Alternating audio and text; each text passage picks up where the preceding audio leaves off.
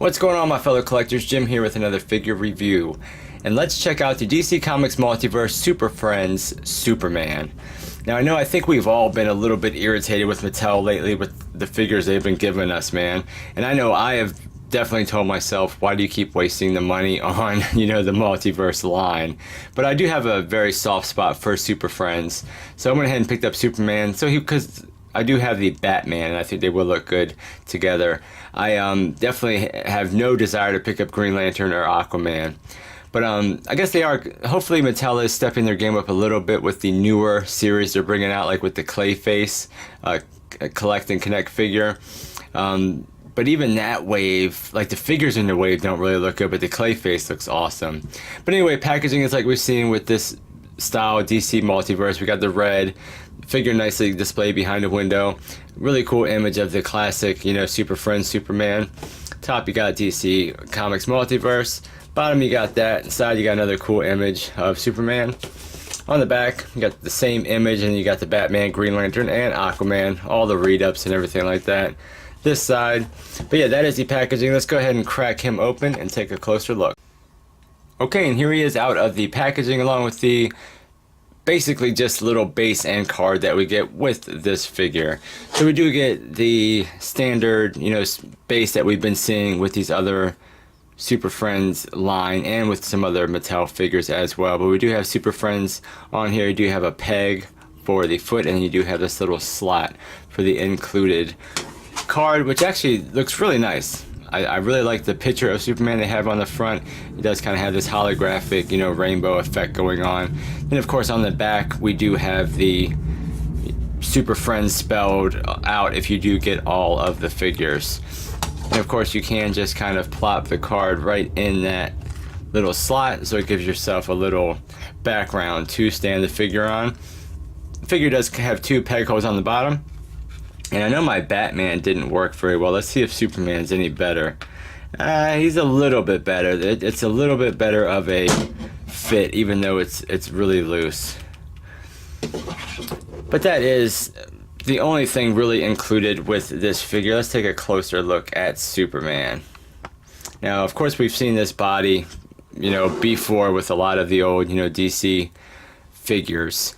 The head sculpt I'm not too crazy about. I don't know what it is. It's a little bit glossy and the skin tone's a little bit off. It definitely doesn't match his neck or his hands. But I mean, the sculpt of the hair is not too bad. We do kind of have that classic Superman-esque curl in there. But I don't know, the face just, I don't know, isn't the best, that's for sure. But I do like the blue that they use for the suit. I think that turned out really good.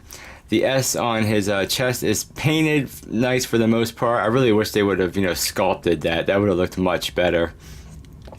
But he does have his, classic little yellow belt. A little bit of red paint here. And of course we do have his trunks. And then coming down to his boots, which, are done nice for the most part. Nice red paint.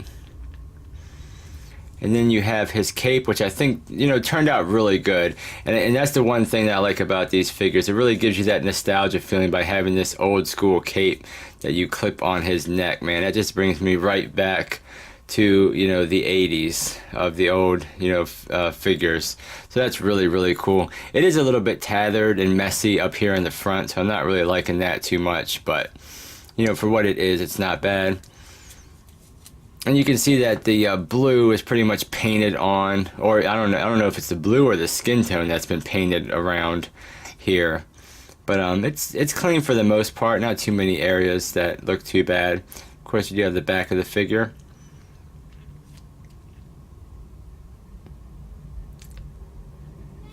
So, it's definitely something that we have seen before in the past, but, here for the Superman, it's not too bad.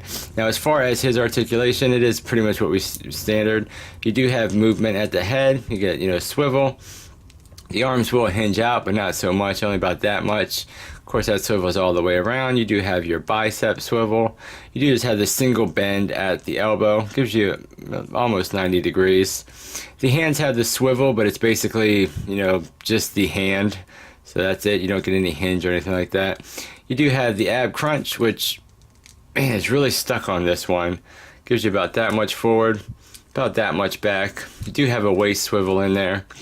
The legs have that kind of ugly hinge, but you can pretty much give them the splits.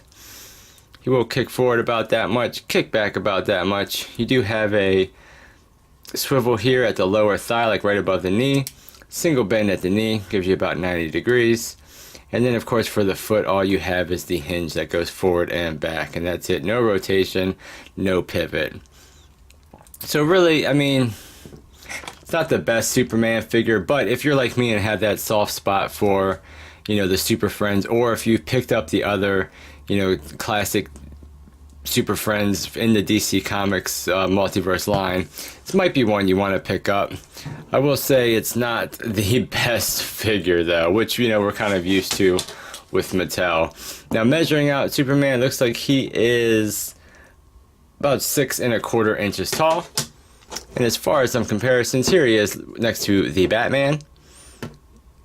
So you see, these two don't look too bad together, so that's how I'm going to have mine displayed up on the shelf, just my Batman and the Superman. As far as another figure, here he is next to the Superman DC Icons figure. But yeah guys, that's it. That is a look at the DC Comics Multiverse Super Friends Superman figure. You know, if this is a line that you are collecting, then yeah, Superman might, you know, be one that you want to pick up. Or if you just have that soft spot for anything Super Friends, this might be one you want to pick up. But other than that, you're probably going to want to pass on this guy because, I mean, I found him at Walmart and it was $18.85 or something like that. And really, I didn't even really want to pay that for him. But at the end of the day, it's not too bad of a figure. It is pretty cool. I do like the cape. There are some things that I do like about it, but of course, there's tons of things that Mattel needs to improve on these lines, and hopefully they are starting to do that with the articulation in the newer stuff that they have coming out. But that was the review. Thank you so much for watching. Like, comment, and subscribe, and I'll catch you guys on the next figure review.